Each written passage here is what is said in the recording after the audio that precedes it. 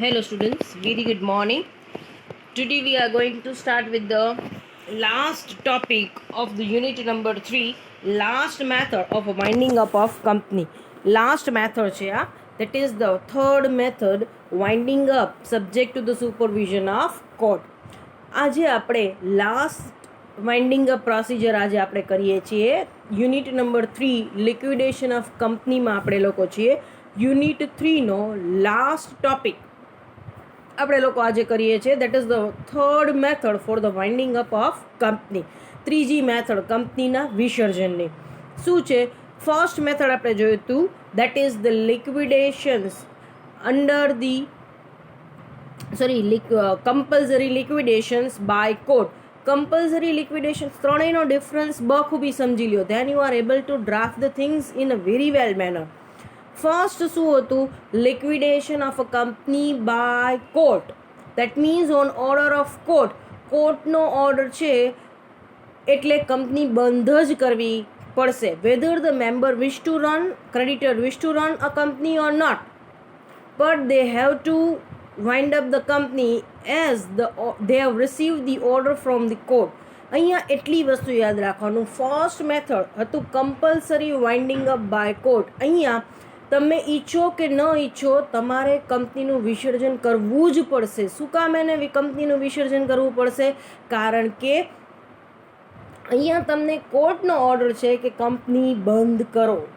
because of certain reasons કે company is basically undertaking the malafide practices, એક વર્ષ સુધી સ્ટાર્ટ નથી થઈ, after getting the certificate of incorporations. આપણે આ બધા જ ગ્રાઉન્ડ્સ જોઈ લીધા હતા. સો અહીંયા અમુક સર્ટેન ગ્રાઉન્ડ્સ હતા. ઓલ ટુગેધર 6 ગ્રાઉન્ડ્સ હતા. આ 6 ગ્રાઉન્ડ ઉપર કોર્ટને ક્યારેય પણ એવું લાગે કે આમાંથી કોઈ પણ એક ગ્રાઉન્ડ પ્રૂવ થાય છે, તો આવા કેસની અંદર કોર્ટ છે એ તમને સામેથી ઓર્ડર કરતી હતી કે wind up the company. So on receiving of the order of the court they have to wind up the company whether the member wish or not. સભ્યો ઈચ્છે કે ક્રેડિટર ઈચ્છે એ જોવાનું નહોતું. કોર્ટનો ઓર્ડર આવ્યો છે એટલે કંપનીની વિસર્જનની પ્રક્રિયા સ્ટાર્ટ થશે જ. પછી તમારી ઈચ્છા હોય તો પણ કંપની ચાલુ રાખી શકાશે નહીં. સેકન્ડ થિંગ શું હતું? That is the winding up of the company voluntarily. અહીંયા સ્વૈચ્છિક રીતના કંપની બંધ કરવામાં આવે છે. સો બે રીતના થાય છે, winding up by members, voluntary winding up by creditors. કાં તો સભ્યો અહીંયા કંપની બંધ કરે છે અને કાં તો ફર્સ્ટની અંદર બાય કોર્ટ. કોર્ટનો ઓર્ડર આવે છે એટલે કમ્પલસરી કંપની બંધ થાય છે. સેકન્ડ હતું voluntary winding up by company, સ્વૈચ્છિક વિસર્જન છે. કાંઈ સભ્યો દ્વારા થાય છે અને કાંઈ ક્રેડિટર્સ દ્વારા થાય છે.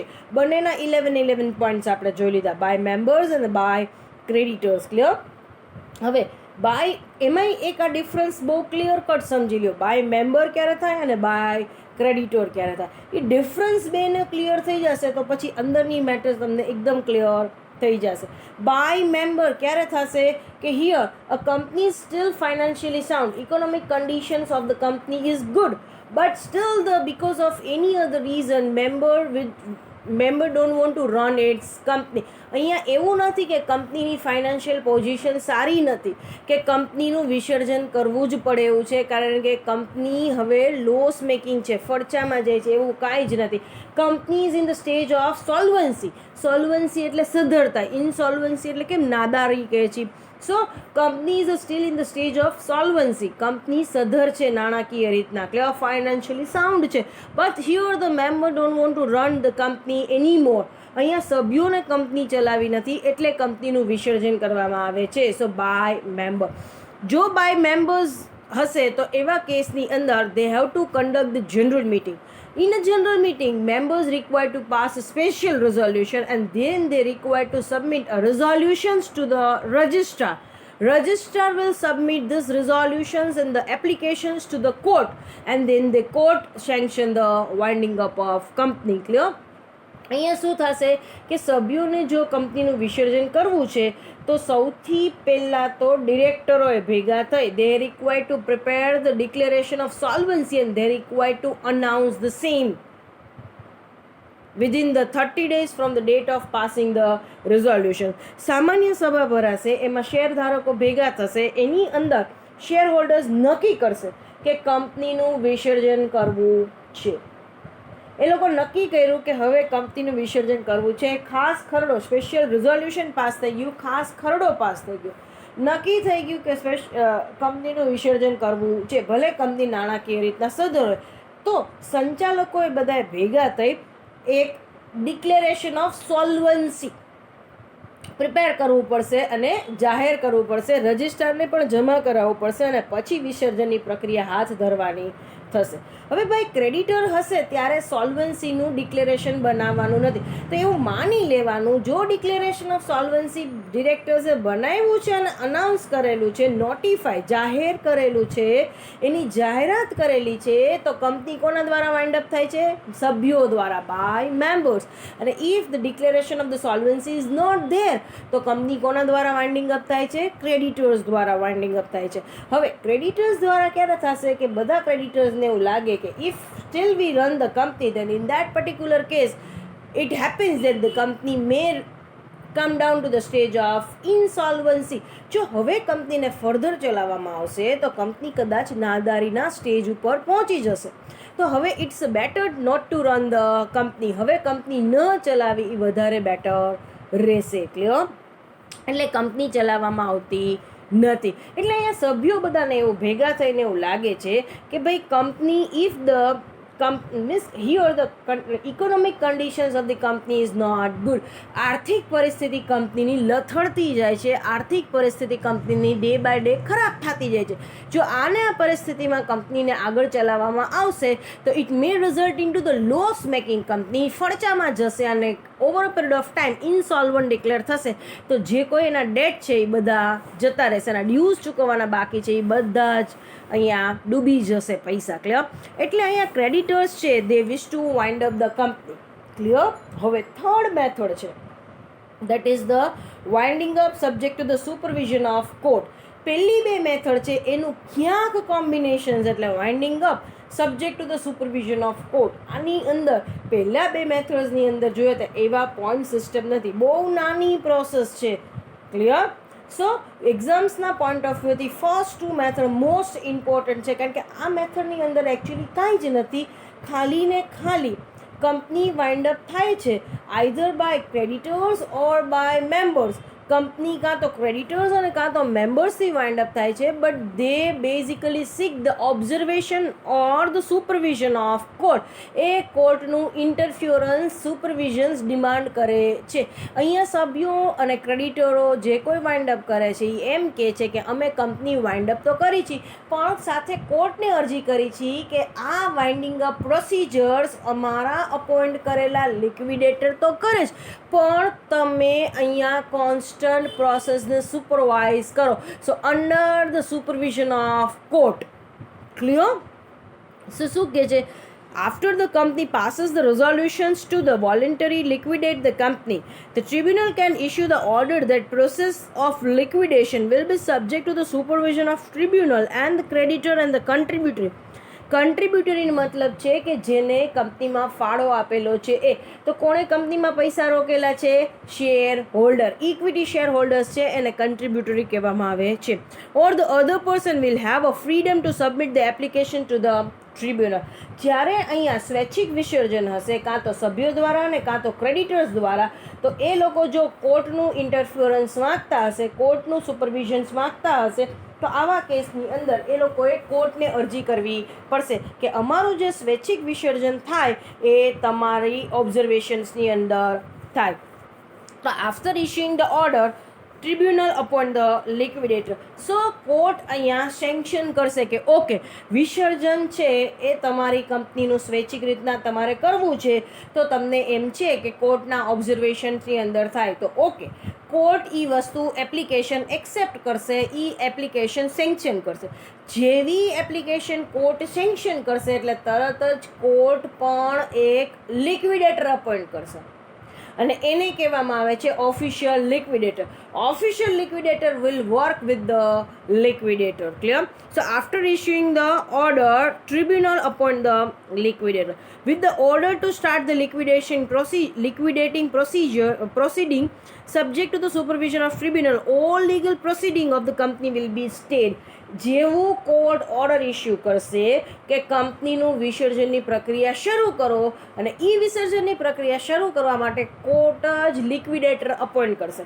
જેવી પ્રોસેસ સ્ટાર્ટ થઈ જશે એટલે કંપની ઉપર કોઈ પણ કાર્યવાહી કાયદેસરની કાર્યવાહી ચાલતી હશે, કોઈ ક્લેમ્સ હશે, કોઈ સ્યુટ્સ ફાઇલ કરેલા હશે, કોઈ કેસ દાખલ કરેલા હશે, કોઈ દાવો દાખલ કંપનીને ઉપર કરેલો હશે, અને કંપનીના નામે કોઈ પણ કાયદેસરની કાર્યવાહી કંપની ઉપર કે કંપની દ્વારા જે ચાલતી હશે એ બધા ઉપર સ્ટે આવી જશે. ક્લિયર?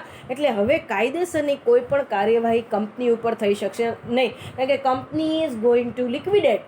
કંપની તો બંધ થઈ રહી છે એટલે બધા કેસ એના નામે ક્લોઝ થઈ જશે. Clear? Now, no proceeding are allowed against the company without the permission of tribunal. કોઈ પણ થર્ડ પાર્ટી, ત્રાહિત પાર્ટી છે એ કંપની ઉપર કોઈ પણ લીગલ પ્રોસેસ પ્રોસીડ નહીં કરી શકશે without the sanctions of tribunal. Sanction of tribunal, ટ્રિબ્યુનલનો મતલબ થાય છે કોર્ટ. કોર્ટની પરવાનગીની વગર, સેન્કશન એટલે પરવાનગીની, પરમિશન્સ, કોર્ટની પરમિશન વગર કોઈ પણ કાર્યવાહી હાથ ધરી શકાશે નહીં. In the proceeding additional liquidator can be appointed if the court thinks so fit. જો એવું લાગે કે કાયદેસરની જે કાર્યવાહી થઈ રહી છે, કંપનીની વિસર્જનની પ્રક્રિયા થઈ રહી છે, એમાં એક વધારાના લિક્વિડેટરની પણ જરૂર છે, તો લિક્વિડેટર વધારાનો પણ અપોઇન્ટ કરશે. Clear court? So this is all about the procedures related to the winding up of company under the supervision of court. Clear? હવે બે શોર્ટ નોટ છે, liquidator and the official liquidator. બધી વસ્તુ same જ છે એની અંદર, યાદ ખાલી રાખો. આપણે એક જ ટોપિક આજે જોશું, ઓફિશિયલ લિક્વિડેટર. લિક્વિડેટર હું જે ઓફિશિયલ લિક્વિડેટર સમજાવું એ એકદમ સરસ રીતના સમજી લેજો. એના બેઝિસ ઉપર તમારે લિક્વિડેટરનો ટોપિક જાતે ભણવાનો છે ઘરે. Clear? Once you receive the material, એ તમારે જાતે રીડ કરવાનું છે. જો તમને એમાંથી ન સમજાય તો મને પૂછવાનું છે, કારણ કે ઓફિશિયલ લિક્વિડેટર છે એના જેવો જ સેમ આવશે લિક્વિડેટર. બેનો બહુ માઇનોર ડિફરન્સ છે, that I will clarify to you. Clear? એટલે એટલી વસ્તુ યાદ રાખવાનું, એની person who is appointed to manage the liquidation process of the company is known as liquidator.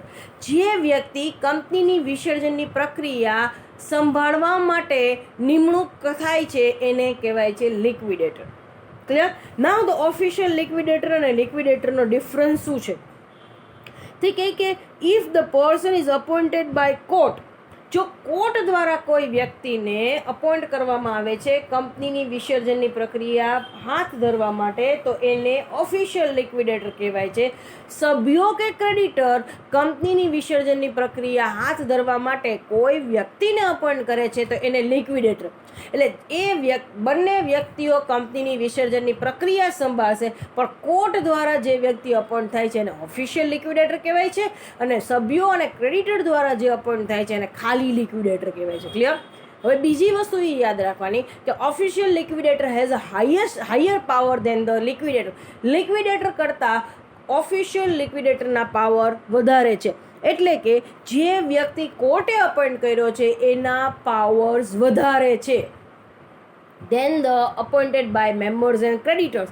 સભ્યો અને ક્રેડિટર્સ અપોઇન્ટ કર્યા એના કરતાં કોર્ટે જે વ્યક્તિને અપોઇન્ટ કર્યો છે એના પાવર્સ વધારે છે. ક્લિયર? આ બે મેજર ડિફરન્સ છે તમારે યાદ રાખવાના છે. સો આપણે પાવર્સ અને ડ્યુટીઝ ઓફ ઓફિશિયલ લિક્વિડેટર કરશું, એની અંદર જ લિક્વિડેટર્સના પાવર અને ડ્યુટીઝ આવી જશે. ક્લિયર? ફર્સ્ટ meaning શું છે? when the company is to be liquidated then the tribunal appoint the liquidator. When the order is passed by tribunal for the liquidation of company then the tribunal appoint the liquidator for the protection of the interest of the public, shareholders and the creditors of company. શું કહે છે આની અંદર કે જ્યારે tribunal એટલે કે કોર્ટને અરજી મળે છે કંપનીના વિસર્જન માટેની, કાં તો કોર્ટ ઓર્ડર ઇસ્યુ કરે છે, હુકમ બહાર પાડે છે કે કંપનીનું વિસર્જન કરો. ઇન શોર્ટ, કોર્ટ દ્વારા જ્યારે પણ કંપનીનું વિસર્જન હાથ ધરવામાં આવે છે ત્યારે કોર્ટ એક વ્યક્તિને અપોઇન્ટ કરે છે કંપનીના વિસર્જનની પ્રક્રિયા હાથ ધરવા માટે. તો એ વ્યક્તિને કહેવામાં આવે છે ઓફિશિયલ લિક્વિડેટર. શું કામ એને કોર્ટ આવું કરે છે? For the protection of the interest of public, share holders અને ક્રેડિટર. શું કામ એને? કારણ કે ઓફિશિયલ લિક્વિડેટર કે લિક્વિડેટર એ ન્યુટ્રલ પાર્ટી છે, એને કંપનીમાં કાંઈ નફો નુકસાન જોડાયેલું નથી. શેર હોલ્ડર્સ હશે તો એ જો વિસર્જનની પ્રક્રિયા કરશે તો એના હકમાં કરશે, ક્રેડિટરોના હાથમાં આપશો તો એના હકમાં કરશે. ક્લિયર? સો ઓફિશિયલ લિક્વિડેટર છે એ કેવા છે? ન્યુટ્રલ પાર્ટી, એને કંપનીમાં નફા નુકસાન સાથે જોડાયેલું નથી. ઇન્ડિપેન્ડન્ટ પર્સન છે, સ્વતંત્ર માણસ છે. એટલે જાહેર જનતાના હિત માટે, શેર હોલ્ડર્સ અને ક્રેડિટર્સ અને કંપનીના હિત માટે એને અપોઇન્ટ કરવામાં આવે છે. એના હાથમાં વિસર્જનની પ્રક્રિયા આપી દેવામાં આવે છે. નહીં તો સંચાલકો હાથ ધરે, નહીં તો શેર હોલ્ડરો હાથ ધરે, નહીં તો ક્રેડિટર હાથ ધરે. એ પ્રોસેસ ક્લિયર? એક અલગ જ ન્યુટ્રલ પર્સનને આપી દેવામાં આવે છે કંપનીની વિસર્જનની પ્રક્રિયા કરવા માટે, અને એનું નામ થશે official liquidator if the person is appointed by court. Clear? Now the appointment, એની નિમણૂક કેવી રીતના થશે? When the tribunal gets an application for the liquidation of company, then the tribunal will appoint the official liquidator as the provisional liquidator right from the day tribunal receives the applications for the liquidation of company. શું કહેવામાં આવે છે કે જેવી કંપનીના વિસર્જન માટેની અરજી આવશે કે તરત જ એક પ્રોવિઝનલ એટલે ટેમ્પરરી પ્રોવિઝનલ લિક્વિડેટરની અપોઇન્ટમેન્ટ થઈ જશે. ક્લિયર? અને ત્યાર પછી કોર્ટ બધી વસ્તુ વેરીફાઈ કરશે, તપાસ કરશે, અને ત્યાર પછી ફાઇનલ વિસર્જનની પ્રક્રિયા હાથ ધરે ત્યારે ફાઇનલ લિક્વિડેટર અપોઇન્ટ થશે. એને કહેવામાં આવે છે ઓફિશિયલ લિક્વિડેટર. પ્રોવિઝનલ લિક્વિડેટર છે એને પણ કન્ફર્મ કરે તો કેવા લિક્વિડેટર થઈ જશે? પ્રોવિઝનલ લિક્વિડેટરમાંથી ઓફિશિયલ લિક્વિડેટર બની જશે. ક્લિયર? હવે કોણ લિક્વિડેટર બની શકશે? Only the person can be appointed as liquidator. No institute or no body can be appointed as a liquidator. કોઈ પણ બોડી કે કોઈ પણ સંસ્થા છે એ લિક્વિડેટર તરીકે અપોઇન્ટ થશે નહીં. ફક્ત ને ફક્ત લિવિંગ પર્સન, ક્લિયર, જે નેચરલ હ્યુમન બિંગ છે, કુદરતી માનવતા ધરાવે છે, એ જ વ્યક્તિ ખાલી ને ખાલી શું થઈ શકશે? Liquidator. Clear? Official liquidator is a officer connected with the high court. હાઈકોર્ટમાં એ ઓફિસર તરીકે ફરજ બજાવતો હોવો જોઈએ. Official liquidator is a whole time officer, full time officer. એ ફૂલ ટાઈમ ઓફિસર હોવો જોઈએ અને પાર્ટ ટાઈમ લિક્વિડેશનની ડ્યુટી ભજવશે. Clear? The tribunal does not hold the power to appoint the any private person as a liquidator. કોઈ પણ ખાનગી વ્યક્તિ ખાનગી નોકરી કરતો હોય કે પોતાનો ધંધો હાથ ધરતો હોય એ લિક્વિડેટર તરીકે કામ કરી શકશે નહીં. Powers of liquidator. એમાં ફર્સ્ટ છે power obtain by approval of tribunal. એક પાવર છે એ કેના દ્વારા એને મળે છે? ટ્રિબ્યુનલ, કોર્ટ એને પાવર આપે છે લિક્વિડેટર તરીકે કે લિક્વિડેશનની ડ્યુટી ભજવી શકે, એટલે કોર્ટ એને સત્તા આપે છે. ક્લિયર? અને સેકન્ડ છે power obtain without the approval of tribunal. અને એ ટ્રિબ્યુનલ બીજું શું મળે છે કે એને સત્તા મળે છે પણ એ એના પોઝિશનની એને છે. કોર્ટ એ વસ્તુઓ આપતી નથી પણ એની પોઝિશન લિક્વિડેટરની છે એટલે ઓટોમેટિક એને સત્તા અને પાવર્સ એને મળે છે. First, power obtain by the approval of tribunal. Tribunals એટલે કે કોર્ટ દ્વારા એને જે સત્તાઓ મળે છે એ he can do any civil or the criminal procedure in the name of company on behalf of company. કંપનીના નામે કાં તો કંપનીના બદલામાં કોઈ પણ સિવિલ કે દિવાનદારી પ્રોસિજર દાવો હોય તો એની પ્રોસિજર કરી શકે છે. So on behalf of the company or in the name of the company he can file or he can proceed civil or the criminal claims. Can file a claim or the complaint or undertake any legal procedure in the name of company. કંપનીના નામે કોઈ કાયદાકીય procedure ચાલતી હશે, કોઈ દાવો ચાલતો હશે, કોઈ કમ્પ્લેન ચાલતી હશે તો એ પોતે હાથ ધરી શકશે. Can appoint the advocate or the legal representative of the tribunal in order to assist the liquidator. લિક્વિડેટરને કાયદેસરની સૂચના માટે, કાયદેસરની સલાહ માટે જો કોઈ એડવોકેટ કે લીગલ રિપ્રેઝેન્ટેટિવની જરૂર પડશે તે પોતે જ અપોઇન્ટ કરી શકશે. એની સાથે કોઈ એડવોકેટ કાં તો એની સાથે કોઈ લીગલ રિપ્રેઝેન્ટેટિવ જે એને વિસર્જનની પ્રક્રિયામાં કાયદેસરની સલાહ આપે. Continue the business for the certain period of time for profitably liquidation. એને એમ લાગે કે અમુક ટાઈમ કંપનીને જો વ્યવસ્થિત ચલાવીએ તો કંપની પાસે પાછું નાણાં ભેગા થાય તો કંપનીનું વિસર્જન સારી રીતના થઈ શકે એવું છે. ક્લિયર? તો એની પાસે સત્તા છે કંપનીને અમુક સમય સુધી આગળ ચલાવવાની. Clear? Can cell the companies assets, કંપનીની તમામ મિલકતો છે એ ઓક્શન સેલમાં હરાજી, ઓક્શન સેલ એટલે હરાજીમાં વેચી શકે છે અને એમાંથી જે પૈસા આવે છે એ ક્રેડિટર અને મેમ્બર્સ વચ્ચે વહેંચણી કરશે. Can rise the securities on the assets of the company and obtain the money, મિલકત કંપનીની ગીરવે મૂકી અને સામે ઉછીની મૂડી ઊભી કરવાની એની સત્તા છે. Can reach to the compromise with the contributory and the creditors for the amount of remaining instalments or for the dues.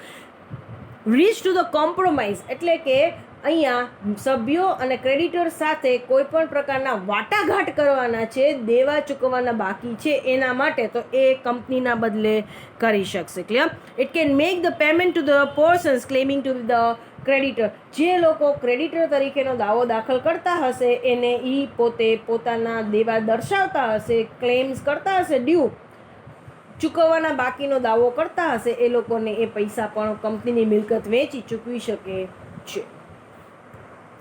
Next, power obtained without the approval of tribunal. Can prepare any document in the name of company. કંપનીના નામે કોઈ પણ પત્રક બનાવી શકે છે. Can use the common seal of the company for this purpose.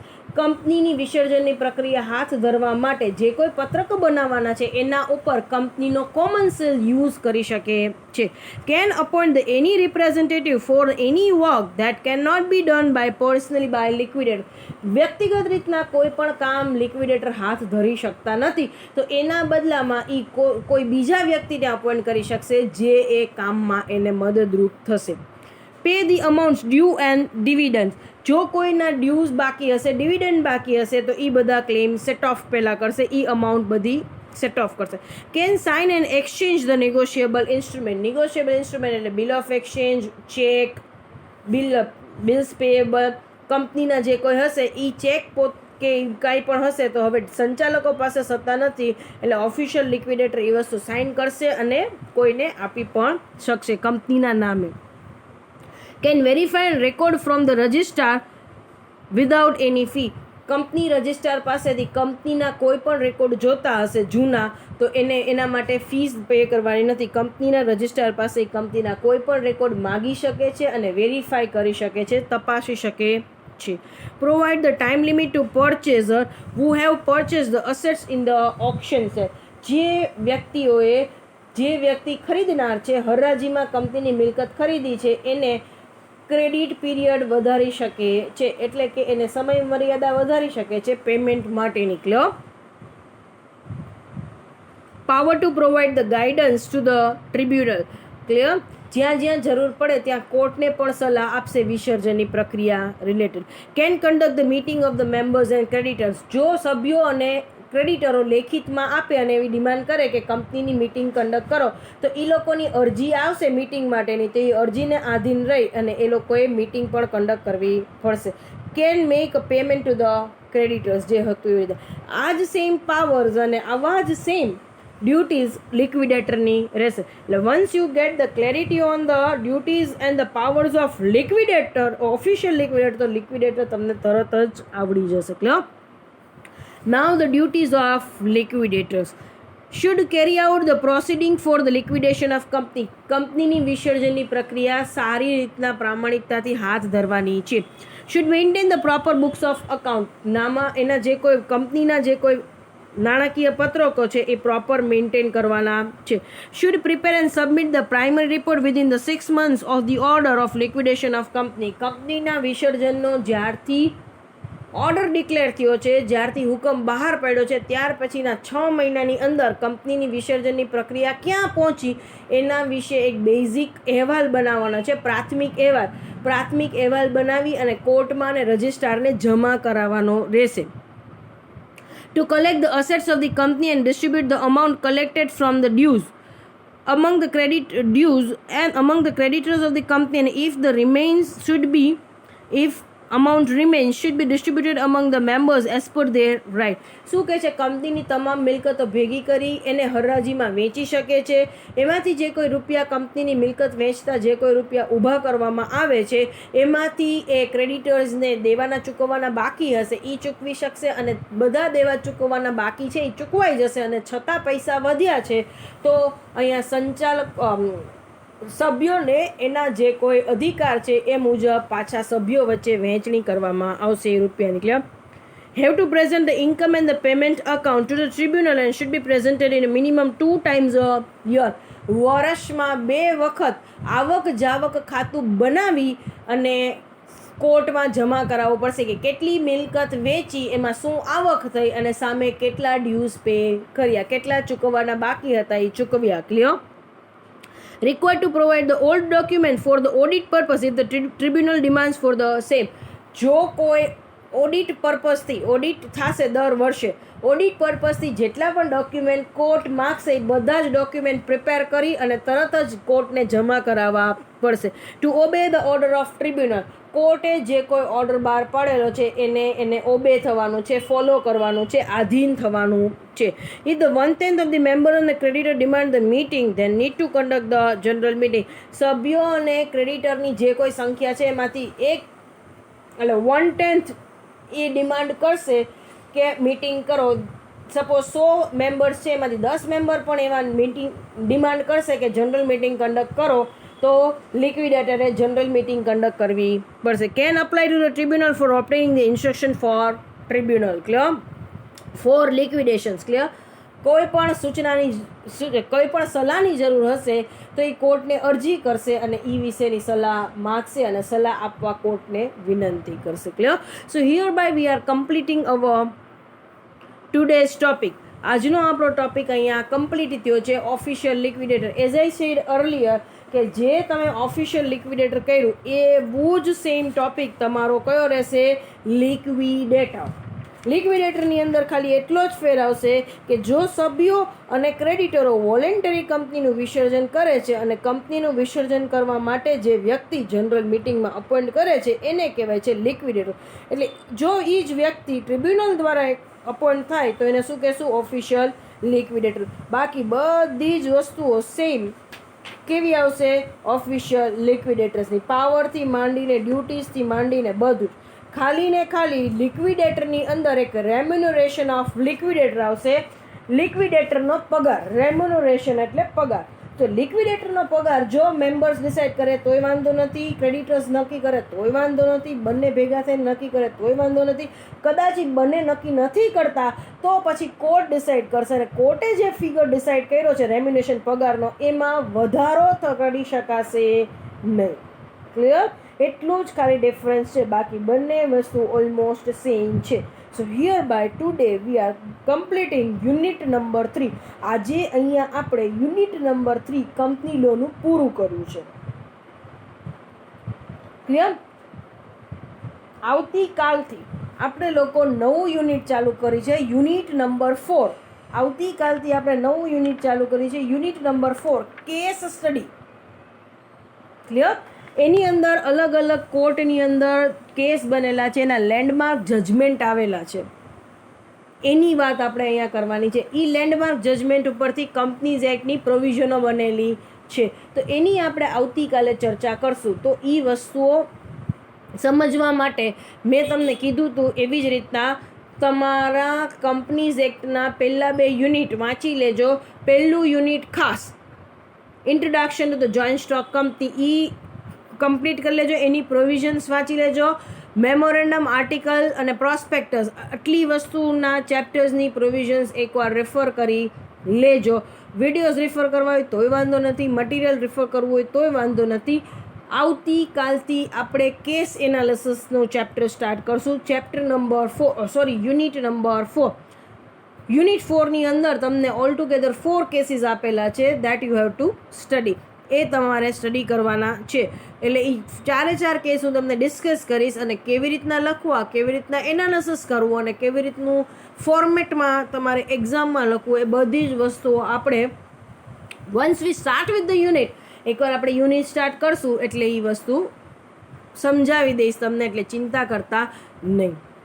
Clear? So today hereby we are completing unit number 3 liquidation of કંપનીની વિસર્જનની પ્રક્રિયાનું ચેપ્ટર અહીંયા પૂરું થાય છે આપણે. Clear? Thank you so much for the scene.